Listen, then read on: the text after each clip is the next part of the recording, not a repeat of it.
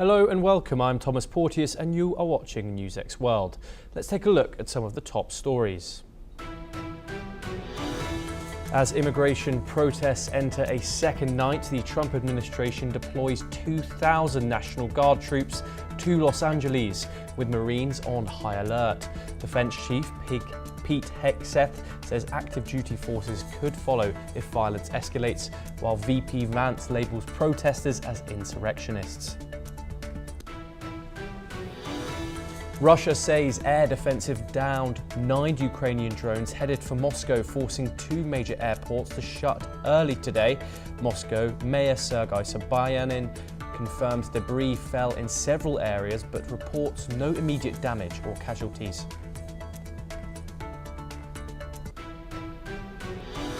Taiwan's Coast Guard and military conduct joint drills to counter China's rising grey zone tactics, including cable cutting and sand dredging. Taipei says such moves aim to intimidate without triggering direct conflict, which Beijing continues to claim the island as its own.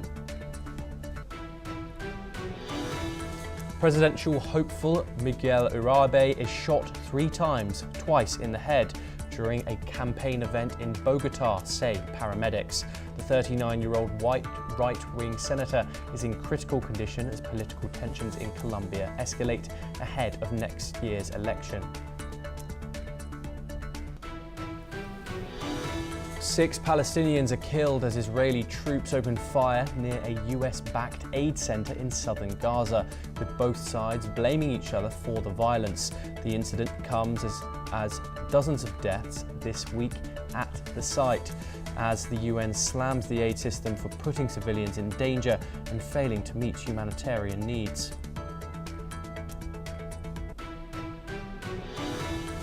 President Trump declares his relationship with Elon Musk over, calling the tech billionaire disrespectful after a public falling out over his tax bill. Trump warns Musk of serious consequences if he backs Democrats as their once close alliance unravels in a fierce social media feud. Ecuador's National Assembly passes a sweeping security reform backed by President Daniel Noboa, giving the state more power to fight armed gangs and drug cartels. The bill cleared with 84 votes despite strong opposition from 46 lawmakers and 11 abstentions or blank ballots. Iran says its intelligence has obtained sensitive Israeli documents, including files on nuclear facilities, state media reports. Israel has not responded, but the leak may tie to last year's reported hack of an Israeli nuclear research site. We move to Europe for our top story. A Ukrainian drone attack targeting Moscow forced the closure of 2 of the key airports serving the Russian capital. Russian authorities reported that air defense units destroyed 9 Ukrainian drones heading towards Moscow, although there was no immediate report of damage.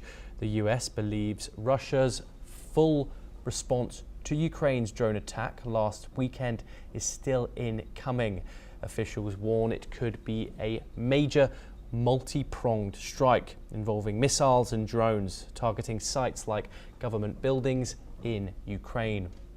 Experts suggest Russia may also target Ukraine's domestic security agency and defense manufacturing centers. Meanwhile, in Russia's Tula Oblast, the Azot chemical plant in Novomoskhov has been struck again by a drone, causing a fire. This is the second attack since the month of May. 2 people were injured, but their lives are not in danger. Ukrainian forces have regularly launched drone attacks deep into Russian territory, including a major strike on Russian military airfields. Meanwhile, President Zelensky has repeated his calls for sanctions on Moscow. Let's take a listen in to what he said. Не можна послаблювати жодну форму тиску на Росію.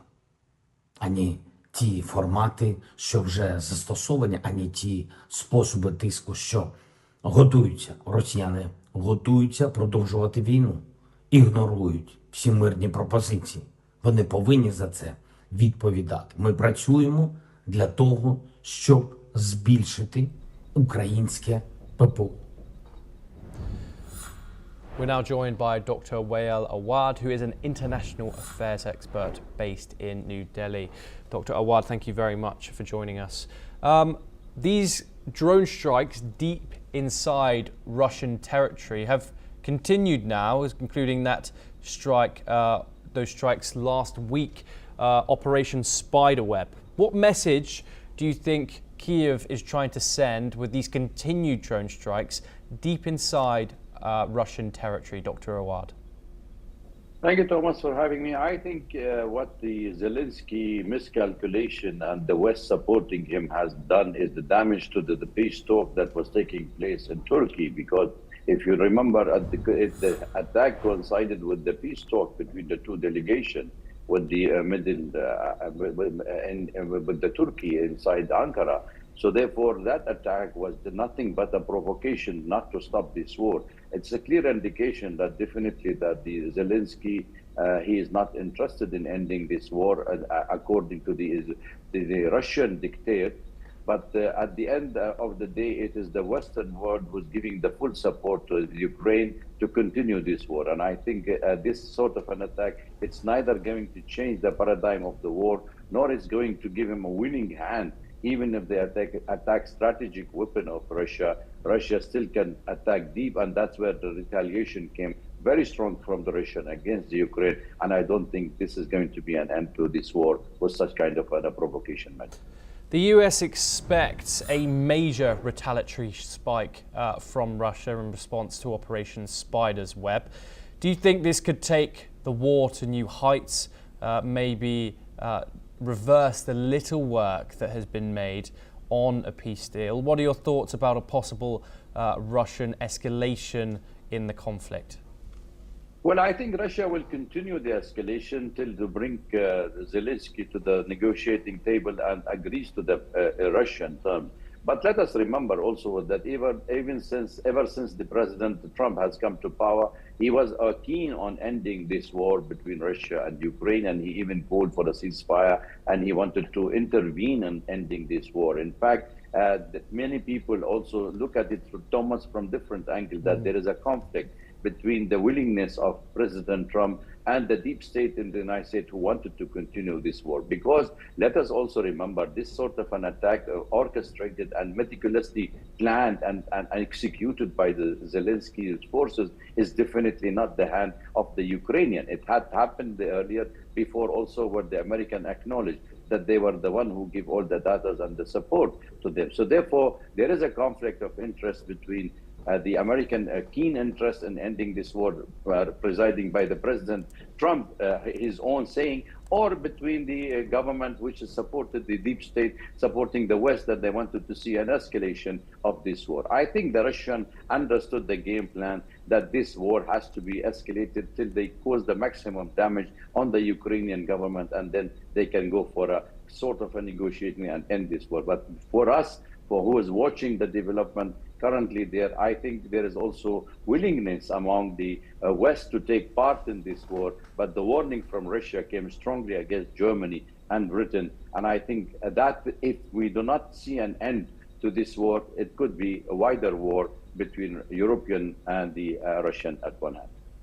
Dr. Awad, moving back to the drone strikes from Ukraine in Russian territory, what does this say about the current capabilities of Ukraine in this war? I mean, many critics have said that Ukraine, their military capabilities are not up to scratch with coping with Putin. And did this Operation Spider's Web and this continued drone strikes in Russian territory, do they prove otherwise? I don't think so, because look, we have to remember, as President Trump said Russia is a superpower. You cannot, equate both Ukraine with Russia. Russia is not prepared for a bilateral war or regional war with Ukraine, by the way. Russia has been for years, have been with the bipolar wars under the Soviet Union. They knew that there is enough arsenals to fight even the European at one end with the United States alongside. So therefore, I don't see that is a gaining argument or chips for Zelensky or Ukraine that they will be able to cause this damage with this much of an attack. What do you gain actually by attacking such kind of deeper inside the territories? In fact, it's just an exposure, just putting more pressure on the Russian, but the Russian president and the government of Russia is very adamant about it, and they will never end this war according to what the West wanted this to end this war. For them, Crimea, Donetsk, all these provinces of Ukraine is part of Russia. If you wanted to solve this problem, sit down across the table, let us discuss a long peace solution and not to widen this conflict. So I think that is what the main objective of Russia, even if they go for a peace talk with them. Having said that, I will always look at it from the geopolitical changes, Thomas. Also, we have to look at this conflict not in isolation, what's going on in the rest of the world, because at the end of the day, it's everybody knows that the United States wanted to appease the Russian to part them away from China, because the next war for the American, it's with China. Yes, and this Operation Spider's Web, there's no doubt it was it was a victory in the public sphere for the Ukrainians. It certainly boosted morale there and embarrassed the Russians, some say. Obviously, this multi-pronged response from Russia is still expected. Do you think that we're entering a new phase of this conflict, one with more direct and open strikes on high-profile civilian sensitive targets? Well, I think that is the whole idea of provoking and widening this war and attacking civilian, is to tell Mr. Trump that this is not possible, that this war can be an end, because they tried, they're provoking him against Putin when he said Putin is not listening and he may impose sanction on Russia. And then after this attack, he talked to Putin and he talked that this was an escalation unnecessarily by the Ukrainian to widen this war and wait for the retaliation of Russia. So we will expect more of a Russian retaliation. Russia also is not a small country, wanted to tell to the world also, not only to the Ukrainian, that you cannot attack our strategic assets, and also that we are a superpower. We can deal with a small conflict like with the Ukraine. So I think this is going to be a highly escalation. And if God forbid the civilian will be targeted and got killed, then we may see some sort of anti-Russian sentiments increasing in the West, and where the President Trump will be forced to impose more sanction on the Russian rather than trying to find a solution where he was keen, even from his day one in the office in the White House. And Dr. Awad, I just want to touch on this briefly because we are running out of time. You did mention it briefly there. President Zelensky is pushing for more sanctions on Moscow, but are sanctions still an effective tool against Russia at this point in the war? I don't think so. It's much of an effect. In fact, for the last 2 years, we have seen the economy of Russia, the economic growth has been rising. And in fact, Zelensky might have gone popularity among his own people in rather than a peaceful time. But at the end of the day, it is the people of Ukraine who are paying the price. And the people of Russia still can face this, sanctions. But I feel they are feeling the heat of it, especially with now happening with the Russian there. But at the end of the day, neither the Russian people will accept any kind of surrender to the West or to Ukraine in any outcome of this war. Dr. Wael Awad, thank you very much for joining us on the programme and for your insight. We move to South America for our next story, where Colombia's President Gustavo Petro has said that no hypothesis was being ruled out in the investigation into the shooting of opposition Senator Miguel Uribe, a potential presidential candidate for 2026. Let's take a listen. Ahora no hay más que hipótesis. Y las hipótesis no pueden ser descartadas de antemano porque viciamos como que un dirigente político de Colombia, no importa su posición, su color de camiseta, su pensamiento, haya sido víctima de un intento de asesinato que ojalá no prospere. Y el Estado todo de Colombia se pone al servicio de la... Protests erupted outside the hospital where the senator is being treated, with demonstrators chanting, "Petro is a murderer" and "Down with Petro."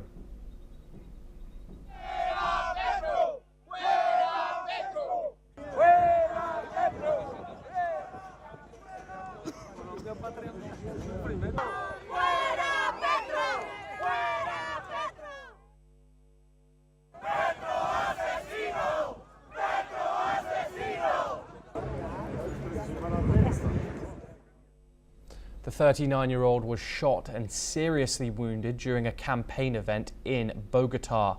Paramedics said he was shot 3 times, twice in the head and once in the knee, and remains in critical condition after being airlifted to hospital. The suspect, who is a minor, was arrested at the scene and is in custody, according to Colombia's defense minister. Police say they are investigating whether others were involved. Uribe, a senator from the Conservative Democratic Center Party, is considered a prominent opposition voice. His party called the attack a grave assault on democracy, while his wife urged citizens to pray for his survival. The United States has strongly condemned the attempted assassination. Secretary of State Marco Rubio has called it a direct threat to democracy and blamed violent leftist rhetoric from Colombia's government for contributing to a climate of political violence. The US State Department also issued a statement demanding accountability and justice. Authorities in Colombia have offered a multi-million peso reward for information leading to the perpetrators. We turn now to the Middle East, where Hamas has confirmed the death of Sheikh Asaad Abu Sharia, the Secretary General of the Mujahideen Movement, and his brother Ahmed Abu Sharia in an Israeli airstrike on Gaza City's Sabra neighborhood. On the other hand, 6 Palestinians were killed and several others were wounded by Israeli gunfire near a US-Israeli-backed aid center. The incident occurred while civilians gathered for food distribution in southern Gaza. The Israeli army claims it fired warning shots after suspects approached in a threatening manner. This comes as the Gaza Humanitarian Foundation, otherwise known as the GHF, halted operations, citing threats from Hamas, a claim which Hamas denies. Back in Israel, thousands protested on Saturday, demanding the return of hostages and condemning Prime Minister Benjamin Netanyahu's handling of the war. And in a grim warning, Hamas's armed wing claims the Israeli military has surrounded the location of hostage Matan Zangwaye, but vowed he would not be retrieved alive. This is what the emotional mother of the hostage said. היום חמאס פרסם שמתן שלי נמצא בסכנת מוות!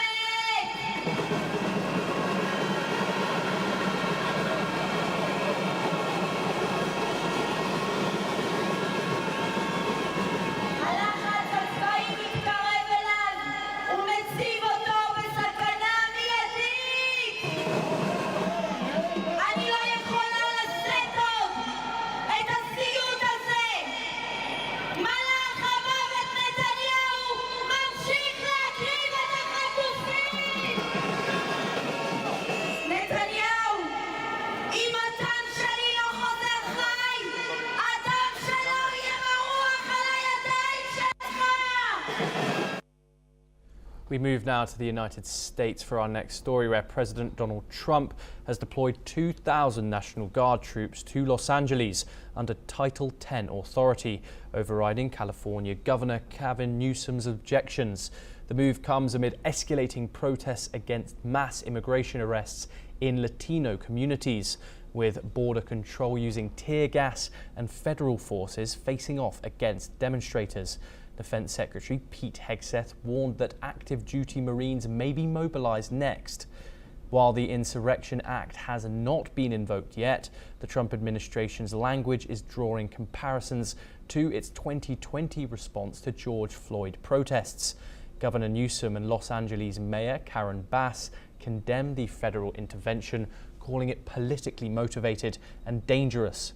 But the White House accused California Democrats of failing to maintain order and vowed to crack down on what it called an invasion of illegal immigrants. We stay in the United States once again. US President Donald Trump says his relationship with tech billionaire Elon Musk is now over. In an interview, Trump was asked if he thought his relationship with Musk had ended. Trump replied in the affirmative, stating, quote, "I would assume so, yes." When asked if he had any wish to repair the relationship, Trump said, quote, "No." The comments follow a public falling out between the two men that unfolded over social media this week. The feud began after Musk, who donated heavily to Trump's campaign and served in his administration, criticized Trump's signature tax and spending bill, calling it a disgusting abomination. Trump later accused Musk of being disrespectful to the office of the president and said he was, quote, very disappointed in the tech mogul's behavior. In that same interview, Trump warned that Musk would face very serious consequences if he funds Democratic candidates to run against Republicans who back the bill. When asked what those consequences might be, the president declined to elaborate.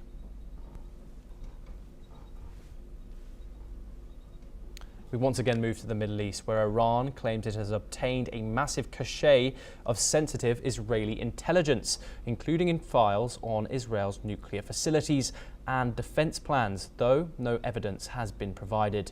Iranian state media and pro-Iran outlets say the intelligence was gathered in a covert operation involving images, videos and documents that were transferred securely to Tehran. Two Israelis, Ron Mazari and Among Alatias, were arrested in April for allegedly collecting intelligence in the town of Kfar Ahim, where Defense Minister Israel Katz resides. Authorities believe the pair were in contact with Iranian operatives, with one of them even moving what's believed to be an explosive device. Israeli security officials say this is the latest example of a growing Iranian espionage network aimed at recruiting Israeli citizens to undermine national security.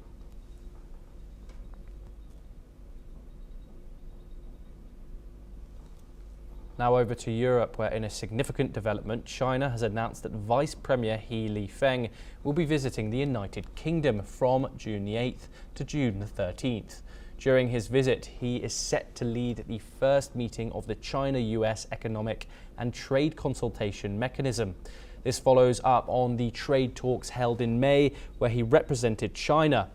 On the US side, Treasury Secretary Scott Bessent, Commerce Secretary Howard Lutnick, and Trade Representative Jamieson Greer will participate.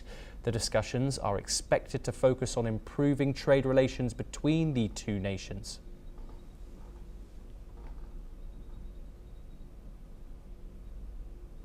Now we move back over to the United States. Protesters gathered outside the Texas state capitol in Austin on June the 6th, marking the 81st anniversary of D-Day, to protest cuts to programs supporting US veterans under the Trump administration. The demonstrations, which involved US military veterans and activists, was part of a broader movement against the firing of over 1,000 employees from the Department of Veterans Affairs earlier this year. Veterans expressed frustration, calling on Congress to take action. The Department of Veterans Affairs, which provides healthcare to millions of veterans, has faced criticism for planned cuts, including reducing its workforce by over 80,000. Mental health services, which have been critical for many veterans, are especially under scrutiny, with rising suicide rates and increasing demand for care. Protesters argue these cuts show a lack of respect for those who have served the nation.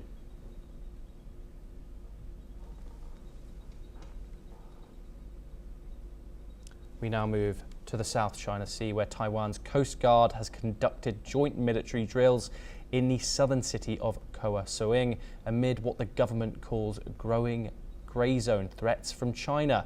The exercise, overseen by President Lai Ching-te, simulated a hijacking scenario involving international terrorists, with Coast Guard forces working alongside military helicopters to retake control of a ferry and evacuate casualties.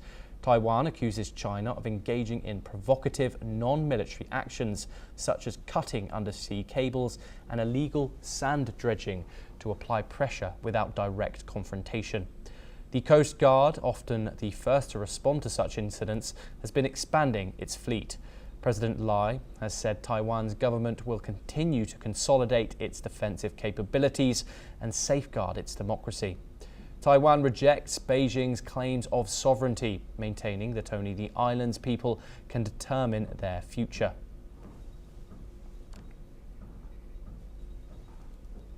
Let's now turn to the African continent, where Sudan is facing a fast-moving cholera outbreak, with over 1,000 new cases reported daily in the capital of Khartoum. The outbreak comes amid ongoing civil war and collapse of sanitation infrastructure in Sudan. With clean water scarce and health services in ruins, health workers warn that the outbreak could accelerate. Médecins Sans Frontières has confirmed the scale of the outbreak, citing over 1,000 new daily infections. Most cholera cases are in Khartoum and Omdurman, but the disease has also spread to at least 6 provinces. Over 80% of hospitals in Sudan are out of service, and many of those still operating face severe shortages of medicine, water and power, according to Sudan's Doctors' Union. The World Health Organization has warned that cholera, a disease of poverty, is surging globally and amid conflict and climate disasters. Sudan's ongoing war has left more than 24,000 people dead and 14 million displaced, deepening the country's humanitarian crisis.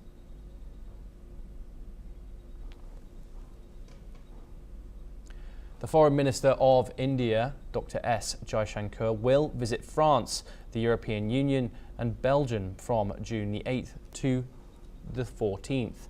The visit would mark 25 years of the India-France strategic partnership in Paris and Marseille.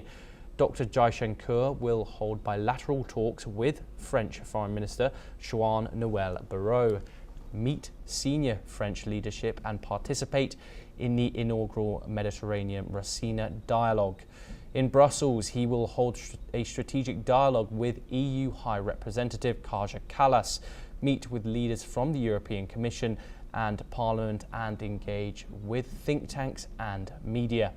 In Belgium, the External Affairs Minister will hold talks with Deputy Prime Minister and Foreign Minister Maxime Pévreau, meet Belgian leadership and interact with the Indian community. The visit is expected to strengthen India's partnership with France, the EU and with Belgium, and enhance cooperation across strategic economic sectors.